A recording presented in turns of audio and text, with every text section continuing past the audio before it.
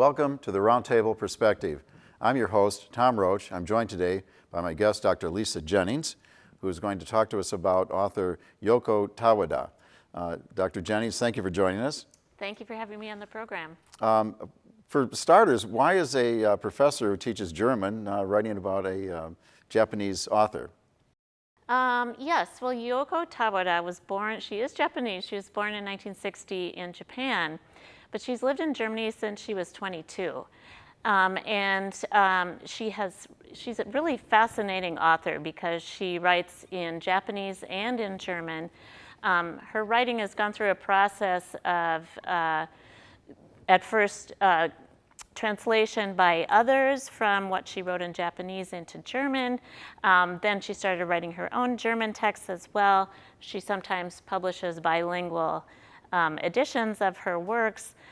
She's just a very fascinating author to learn about and learn from.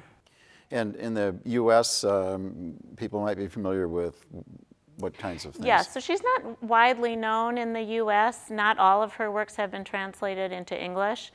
But people might know a recent novel called The Emissary that got some press in the New York Times and other places. And then also a collection of some of her shorter works that was published in a collection called Where Europe Begins. And that's from 2002, I believe. So that's a little bit earlier text. Also, people may be aware that writers such as Tawada write, in a sense, for a broader audience. So she's concerned about, she lives in Germany, but she's concerned about Europe. She has written another text that brings her to the Americas and to South Africa. So she's a transnational writer in a larger sense than just within Germany. And I understand she's become sort of a symbol for the transnational perspective. Yes, yes. There have been literary scholars who have talked about this quite a bit, and rightly so, that her texts deal with concepts of transit, concepts of translation, moving from one place to another, from one culture to another, and all the different ways that an uprooting of one's place of residence, what all those things can entail. I would like to see her as someone who is complicating the notion of the transnational perspective. So when I look at some of her short stories, that's something that I'm looking at specifically. I feel you have a work in progress right now on yes, that, I believe, right? That's right. And what I like to look at in that work is a couple of her shorter stories. They're really short novels. And the protagonists in those novels are first-person narrators. They are Japanese women. They're living in Germany. And in both of those situations, the narrators do occupy sort of a space in between. This is thematized. In the one story, this one called Das Bad, the bath, the narrator has her employment has to do with being a translator or an interpreter or a typist. So in other words, she's always using she's translating someone else's words. Yeah. It's not her own voice. Yeah. There's a really incredible scene that's sort of the high point, I would say, of this book, which is she's supposed to be translating at a dinner between German and Japanese business associates. And it's just an untenable situation for her. She cannot translate what the Germans want her to say to the Japanese. She cannot translate what the Japanese are saying under their breath to the Germans, right? So it becomes sort of untenable. And this is a very uncomfortable position for her to be in. And this is sort of the author's role in yes, literature, in essentially, literature, too, right? Essentially, because yes. The Japanese and the German cultures, I would imagine, don't match up very well. No, they don't. And in fact, one of the jobs that her narrator has is she's supposed to write for a literary magazine or a culture magazine in Japan about Germany's festivals and culture. Yeah. And she also finds this just impossible to do. At this dinner with the business associates, she gets so sort of disgusted and wound up at this one moment that she starts to stutter, which a translator should not do, right? And she stutters so much that the words themselves get pulled apart, they get incomprehensible, and she basically, it's a rupture, right, of what the role that she is supposed to be playing. So that's one instance that I think is really, an interesting way for her dealing with this idea of the position in between. Yeah. Well, so a lot of ways to go with that, but one of the things that interests me is that it does put her in a position to offer a unique kind of cultural critique of the German culture. Does she go so far as to do that? Does she? I think she's thinking larger than just Germany, although she's in Germany, and typically the people that she's dealing with are Germans. But she's thinking sort of on a larger scale. So she also spends time talking about the concept of Europe. And sort of the question is, who belongs in Europe, right? Yeah. At the start of, this is her first published text. She wrote it in Japanese, and Peter Pertner did the translation into German, but it's a bilingual edition. And at the beginning of this, there are these interlaced pink pages, which are kind of interesting here and there. And this one, she's very playful with the way she presents her work, isn't she? She is. And so this one says, actually, you can't tell anyone, but there is no Europe. Okay. That's in the beginning. And then at the end, there's another pink page, and she says, actually, we can't say it out loud, but you can't live without Europe either. Right. So, so it's these paradoxes that she's interested in. And maybe we can just spend a moment looking at this text. This is one of her bilingual publications. Sure. So she's got the German on one side and she's got the Japanese on the other side.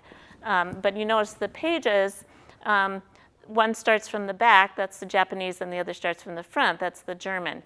So you get these, it's page 33 and 99, and then in the middle, this is another sort of part of her playfulness with language. This little card is included, and it's got some spaces, and the poem that she's got here also has some spaces, so the idea is that you place it in, and it has a certain meaning this way, and you can turn it over, and there's sort of a different view that comes through when you place this card in it this way. Most of us think it's pretty complicated writing poetry normally, but that would really put a different spin on it. Yes. Do you think that because you can flip that over and get a different reading, that's symbolizing the perspective from the two cultures, that you see the same thing, but you look at it from one cultural perspective and it's one thing, and you see it from another perspective and it's another thing? Yes, I think that's a good way to think about it. But I think she goes deeper than that. So in another one of her texts, she talks about she sees Germany or Europe through a Japanese perspective. She said it's like putting on Japanese glasses. But she says the glasses are a fiction. So the perspective is still fictional, but she can't really just take them on and off. Yeah. So this fictional perspective, whatever the culture has sort of created as this is the Japanese way to look at something, right? Yeah. It's not something that she can take on and off, although she considers it a fiction. But she also says that the glasses, this perspective has grown into her flesh.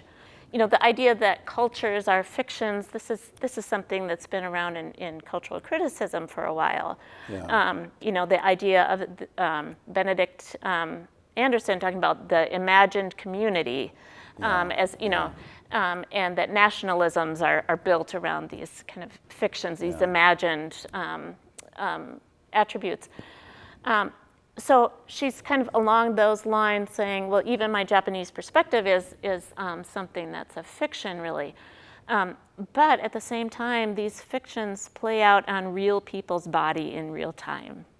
Yeah. So real people and their experiences are affected by whatever it is that fiction, Yeah, even so if it's a fictional perspective. Yeah, it's fictional in its origin, but it has a real impact. Real world impact. Yeah. So I think she's, in answer to your question about is she critiquing German society? So this is kind of, I think, what her take is. I know Picasso famously said that he wasn't a Spanish artist or a French artist, that he was a Mediterranean artist, and so he was imposing his own cultural paradigm over things that he would say, I'm sure, is more valid than saying that you're looking at it from the perspective of any one of those countries. Yeah, she's got some. Tawada has some interesting anecdotes about. She has one about correspondence with someone, and Tawada had written to this person, and they wrote back, and they said, "Oh, it was so nice to hear from somebody from the far end of the earth." And her response was, "I thought Japan was the center of the world." So she had every plays right with to those believe. ideas. Yeah. I think about authors that have come to the United States and published in English, like Joseph Conrad, Nabokov. But they weren't really writing so much about being transnationals or about that experience. They were sort of immersing themselves in the culture and writing about the culture. But this is unique in that she's really writing about her unique perspective as someone who's made that transition. Yeah. How is that received in Germany? So because they think they're the center of the world too. They're I the think, center of the don't world, they? right? Yeah. So it was very interesting for me to look at some of the press around her early years of publishing in Germany and how people were responding to her. And I found something that I thought was sort of curious. People invariably mentioned that Tawada had come to Germany as a 19-year-old. She took a trip, and she took the Trans-Siberian Railroad all the way across Asia into Europe. And this detail of her biography got mentioned over and over and over. And I think there was a sense that this was quaint, this was charming. It was part of her story that needed to be told. And another feature of the early press was that she was then designated, she'd been in Germany for a while already, so then she was designated as living in Germany by choice. So she was a Wahldeutsche. She was a German by choice, living in Germany by choice, or living in Hamburg by choice. That came up over and over. And my read of that is that they were, they found this sort of charming.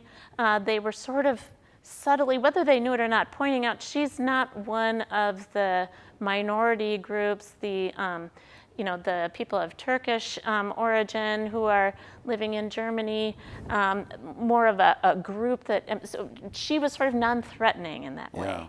She was singular. She was not part of a group. She didn't come charming. there out of need. She didn't come out of need, exactly. So almost an infantile reception of her in a way that I think is interesting. Even the cultural critics tended to either look at her as an objective ethnographer with an ethnographer's objectivity. Mm-hmm. Her texts completely belie that. They do. Right? They totally debunk that notion. Yeah. So how do they deny that? I mean, let's get into the meat of that a little bit. I mean, what's her focus? The way that she plays with, again, these notions of, is it authentic, right? Is my perspective authentic? No, she said, no, it's not. She's not going to be Margaret Mead. She's not going to say that she's discovered this and this is what it looks like. Right, exactly. Yeah. She goes so far to say that the mother tongue is not authentic.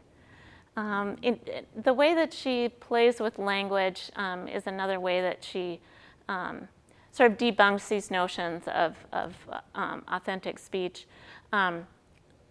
The first thing I read of hers was a short story about, sort of an essay about learning German in Germany, being not from Germany. And so she's talking about the objects on her desk. And she says, well, here's my typewriter. And the word for typewriter in German is die Schreibmaschine. It's feminine, a feminine noun. So she's talking to this typewriter as a female being. Yeah. And this female body, she calls it a body, has tattoos. That's the letters. This body is tattooed, that's the letters. And this body is offering me a language. So, she has a different way of looking at it. It's very philosophical. It is philosophical. Yeah. She said, I have a staple remover on my desk. And the German word for that is Heftklammer Entferner. Okay, so it's this really long, clunky word. Yeah. She Now, says, our viewers are learning something they're not going to get anywhere else. And she says, living in this sort of transnational position, it's like being a staple remover. Because with the language, you take that, you remove the staple, you separate things that the mother language would put together. And then you can start to play with that language. Which is sort of the image of that woman stuttering in the story, right? Because the words are coming apart. Yes, the words are coming apart.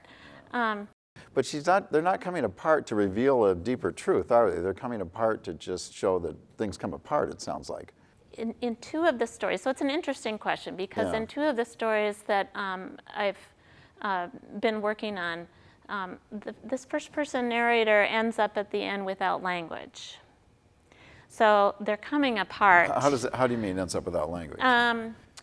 The person has no words left. Unable to speak. In other words, unable to speak. Yeah. So here at the end of this book, the only thing that she's doing is sort of picking, these words are sort of splitting apart. Yeah. And the narrator is not coherent anymore. Yeah. So it's a question.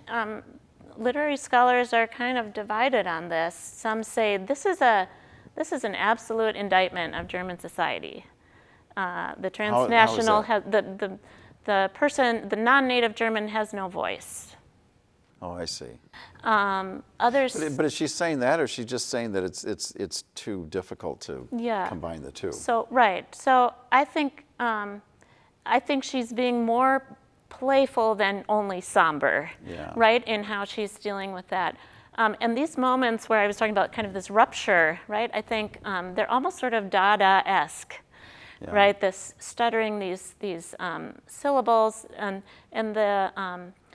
these are moments, I think, where she is kind of rupturing whatever this threshold is that she is supposed to stay within. She's moving beyond it. It's not quite so negative as some of the literary critics have talked about. Well, so she's dealing a lot with thresholds. Yes. What do we mean by thresholds? Let's go into that for a little bit. Okay. Particularly as she's defining them. Yes. So she uses the word Schwelle in one of her texts, and this is a text where it's in this story called A Guest. Okay. And the guest, the narrator of the guest, again, first person, she's uncomfortable with her middle position. Sounds like the stranger. Yes, I get a sense she's of got what this a is like. Kafka, very Kafkaesque kind of mood to some of her stories. So the woman has a middle ear infection, right? And all these details are, sort of meant to be meaningful. Anyway, she buys what she thinks is a book at a flea market, and it turns out to be a set of cassettes. And she starts playing the cassette, and it's a woman narrating, and she's compelled to write out this woman's story. So the voice. So she wants to write the story of the narrator. the the narrator, so the Japanese woman narrator is Yeah. listening to a German woman's story on Yeah, tape yeah. and feeling compelled to write out that story. And I see. And the voice continues even when the tape is done. Of course it So, does. Yeah. you know, so.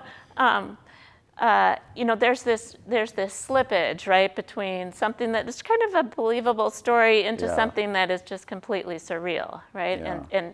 And her Tawada's texts do this a lot. They sort of slip in between these modes. Yeah. So she, what she talked about, the word Schwelle, the word is that- threshold. Yeah. If we come back to this, so Okay. is that common in German literature? Because you know, I'm familiar with Hesse's Steppenwolf, and you know, you're reading that, and all of a sudden you're in some other universe, right? Yeah. Yeah. Is that common, and is that a common theme in German literature? It may be. I don't know. I think of it kind of more as South American or something. Okay, all The right. fantastical, you know. Yeah. Anyway, go ahead. Marquez or something, right? Yeah, So, yeah. but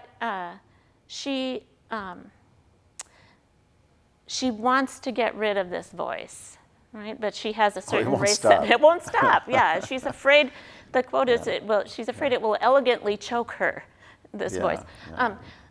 But this is the moment where she uses the word Schwelle, this threshold. Okay. And this is a moment where she says, I was swept in to the landscape of this novel, into the tapes, Yeah. without really having a moment where I could have said yes or no.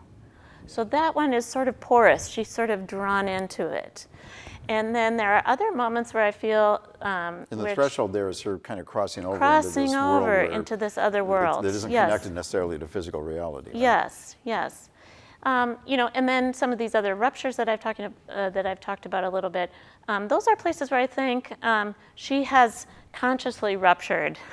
You know, that being sort of closed in and being seen in that position that she can't get out of. That's very uncomfortable for her. So in the story of the guest, I said she has an ear infection, inner ear, middle ear infection. And Which this is book balance, is right? balance, Yeah, right. exactly. Yeah. And this book is interlaced with pictures of ears. Of course it is. So, you know, she's interested in this sort of the circular. The tapes are circular. You know, it's not digital. It's the old cassette, Yeah, right? yeah, Where the story is circular. And this is kind of typical of her, where it's sort of hard to pin her down exactly what's happening, what world we're in, where she's taking us. But it's quite a ride. And you're not seeing this so much as a critique of German society as you are seeing this as a critique of the world as it exists today, right? Yes, I would say that. And you yeah. think she's intending it that way, I would assume. I think right? she's intending it that Yeah. way. It's not necessarily singling out Germany in that sense. Yeah. I understand you've seen her read, and you tried to contact her once? Yes, I did. Yeah. So trying to contact her, I was interested in how she was being marketed by her German publisher. They're very beautiful books, you know, a high production value. Yeah. But a lot of things, the quotes that they decide to use, I felt were pretty antithetical to the position she's actually writing about in her book. So I wanted to ask her about that, if she had any control over that. But she did write back, but she only said, thank you for your interest. Right. And left it at that. But I did see her do a reading at the Modern Language Association meeting, the annual meeting. This was several years ago. And she was reading some poetry.